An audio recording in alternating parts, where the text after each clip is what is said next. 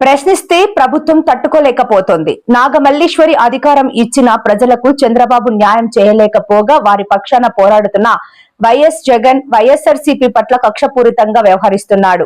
ప్రజా సమస్యలపై ప్రశ్నిస్తుంటే ఈ కూటమి ప్రభుత్వం తట్టుకోలేకపోతోంది. న్యాయాన్ని ప్రశ్నించడానికి వెళ్ళేటప్పుడు అది డెఫినెట్ గా జనరల్ గా హక్కు కదా, అది ప్రాథమిక హక్కు కదా. అంటే మమ్మల్ని ఎవరు ప్రశ్నించకూడదు, మీ వాయిస్ వినిపించకూడదు అంటే మీరు ఎందుకు ఇంత బాధపడుతున్నారన్న విషయం నాకు అర్థం కావట్లా. ఏంటంటే జగన్మోహన్ రెడ్డి గారు వచ్చారు అని అంటే డెఫినెట్గా ఈ 2 సంవత్సరాలు అబ్జర్వ్ చేసుకుంటే ఆయనతో జనాలు ఉంటారు. ఆయన జనాల మనిషి కాదు. జనాలు లేకుండా ఏ విధంగా ఉంటారు నాకు అర్థం అవ్వట్లేదు. మీకా జనాలు రారు, మీకు జనాలు రాలేదని జగన్మోహన్ రెడ్డి గారి దగ్గరికి కూడా ఎవరు వెళ్ళకూడదు, వెళ్తే కేసులు పెడతాం, బారిగేట్లు పెడతాం, ఇనుప కంచెలేస్తాము, పోలీసులను పెడతామని అడ్డగోలుగా మీరు నీచ రాజకీయాలు చేస్తుంటే ఇదంతా రాష్ట్రంలో ఉన్నటువంటి ప్రజలు గమనించరా? అంటే పోటెత్తి వచ్చినటువంటి ఉత్తరాంధ్ర జనాన్ని చూడలేక మీకు కడుపు మంట అయిపోయింది. ఈనో ప్యాకెట్లు ఏమన్నా ఉంటే తాగండి కూర్చొని, స్క్రీన్ల మీద ఎలాగో చూస్తూ ఉంటారు. మాకంటే ముందు ఛానళ్ళన్నీ పెట్టుకొని చూస్తుంటారు. జగన్మోహన్ రెడ్డి గారు ఎప్పుడు దిగారు, ఎలా వెళ్తున్నారు, ఎంతమంది జనాలు వచ్చారు, ఎందుకంటే మీకు ఇంటెలిజెన్స్ రిపోర్ట్ వచ్చేస్తుంది. ఆ విషయం మీకు కూడా తెలుసు. అందుకని ఈ దారిలో వెళ్ళండి, ఈ దారిలో వెళ్ళండి, ఆ దారిలో వెళ్ళొద్దు. మీరెవరండి చెప్పడానికి? జగన్మోహన్ రెడ్డి గారు ఏ దారిలో వెళ్ళాలి, ఎలా వెళ్ళాలి, ఎంతమందితో వెళ్ళాలి, ఎంతమందితో వెళ్ళకూడదు అని చెప్పేటువంటి హక్కు మీకేముందని అని అడుగుతున్నాను నేను. ఇన్ని నీతి మాటలు మాట్లాడతారు, ఇన్ని ఆంక్షలు పెడతారు, కానీ చంద్రబాబు నాయుడు గారికి కానీ హోంమంత్రి అనిత గారికి కానీ ఒక ఎక్స్ సీఎం వెళ్తున్నప్పుడు Z+ కేటగిరీ ఇద్దామన్న ధ్యాస ఉండదు. మళ్ళీ మీకు ఎంతమందిని ఇస్తున్నారు జగన్మోహన్ రెడ్డి గారికి?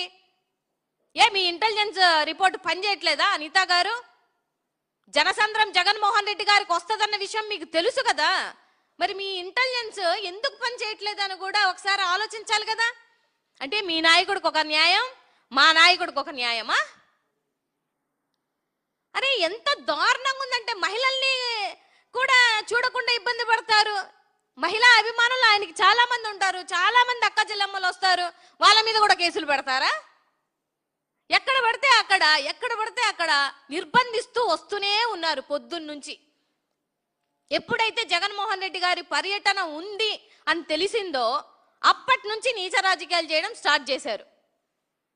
ఆ ధ్యాస ఏదో జగన్మోహన్ రెడ్డి గారికి ఇవ్వాల్సినటువంటి Z+ కేటగిరీలో ఇవ్వాల్సినటువంటి మీ ఏదైతే హోంమంత్రి అనిత గారు మీరు చేయాల్సినటువంటి ప్రయత్నంలో కానీ అవి చేయరు, అవి చేత కాదు.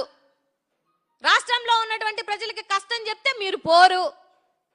మీ వల్ల ఇబ్బంది పడుతున్నప్పుడు ఒక వాయిస్ అంటూ రావాలి కదా. ఉన్నటువంటి 40% ఓట్ షేరింగ్ ఒక పార్టీ ఉన్నప్పుడు మా నాయకుడు కోట్లాది మంది కోట్ల అభిమానం చొరుగున్నటువంటి వ్యక్తి ఆయన వస్తున్నప్పుడు జనాలు రాకుండా ఎందుకుంటారండి? ఎంత ఆశ్చర్యం. సో నేనేమంటున్నానంటే అడ్డగోలుగా కేసులు పెడతారు.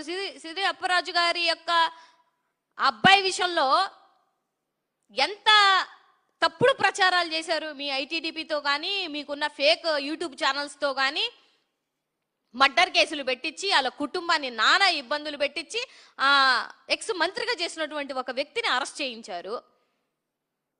అంటే ఇవన్నీ మీ కక్షపూరితమైనటువంటి రాజకీయాల్లో భాగంగా మీరు చంపేసినా ఎవరిని అడగకూడదు, లాకప్ డెత్ చేసినా ఎవరిని అడగకూడదు, లేకపోతే మీ సీఏల వల్ల ఎస్ఏల వల్ల సూసైడ్లు చేసుకున్నా అడగకూడదు, వెళ్ళిపోయినటువంటి జైల్లో ఉన్నటువంటి వాళ్ళని అరెస్ట్ చేసిన వాళ్ళని మటుమాయం అయిపోయినా అడగకూడదు, అడ్డగోలుగా అరెస్ట్ చేసినా అడగకూడదు, వాళ్ళ భార్యలని హింసించి కుక్కల్ని ఈడ్చినట్టు ఈడ్చేసినా అడగకూడదు. ఎవరిని ఏ క్వశ్చన్ చేయకూడదు. మీరు చేస్తున్న పనులన్నీ అలా కల్లార చూసుకుంటూ మీకు భజన చేసుకుంటూ ఉంటే బాగుంటుంది.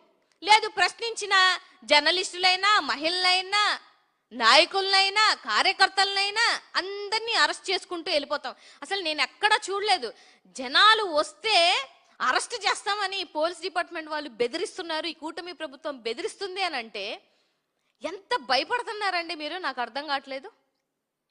సో జగన్మోహన్ రెడ్డి గారిని కానీ జగన్మోహన్ రెడ్డి గారి జనసంద్రాన్ని ఆపడం మీకు చేతనవుతుందా? ఈ 2 సంవత్సరాలలో ఏ రోజైనా ఆయన ఒకసారి మాట ఇచ్చిన తర్వాత నేను వస్తాను, నేను ఆదుకుంటాను అని చెప్పిన తర్వాత ఏ రోజన్నా ఒక్కరోజన్నా వెళ్ళకుండా ఉన్నటువంటి ఒక సందర్భం ఉందా? పోనీ మీరు ఆపుకోగలిగినటువంటి సందర్భం ఒకటైనా ఉందా? అంటే ఇవన్నీ మీ చాతకానితనానికి నిదర్శనాలు. అరే, ఒక కష్టం వస్తే ఇవాళ మీ పార్టీలో కష్టం వస్తే కూడా జగన్మోహన్ రెడ్డి గారే కావాలి. ఇవాళ యువతకి కష్టం వస్తే జగన్మోహన్ రెడ్డి గారు కావాలి, మహిళకి కష్టం వస్తే జగన్మోహన్ రెడ్డి గారు కావాలి, నిరుద్యోగ వృత్తి రాకపోతే జగన్మోహన్ రెడ్డి గారు కావాలి, తల్లికి వందనం రాకపోతే జగన్మోహన్ రెడ్డి గారు కావాలి, రైతుకి ఏదైతే గిట్టుబాటు ధర రాకపోతే జగన్మోహన్ రెడ్డి గారు కావాలి, ఒక మహిళని బట్టలు విప్పదీసి 10 మంది ముందు అవమానపరిచి ఒక ద్రౌపదికి ఏ విధంగా అయితే అవమానం జరిగిందో అలా జరిగిన జగన్మోహన్ రెడ్డి గారు కావాలి. ఈవెన్ మీ పార్టీ వాళ్ళని చంపేసుకున్నా కూడా జగన్మోహన్ రెడ్డి గారు కావాలి.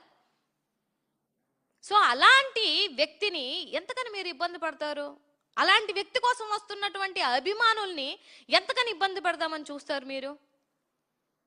సో కాస్తైనా నైతిక విలువలు కలిగినటువంటి రాజ్యాంగబద్ధమైనటువంటి రాజకీయం చెయ్యండి. ఒకసారి కాకపోతే ఒకసారైనా జగన్మోహన్ రెడ్డి గారు గతంలో మీరు బస్సులు తగలబెట్టి దగ్నాలు చేసి హింసాత్మకమైనటువంటి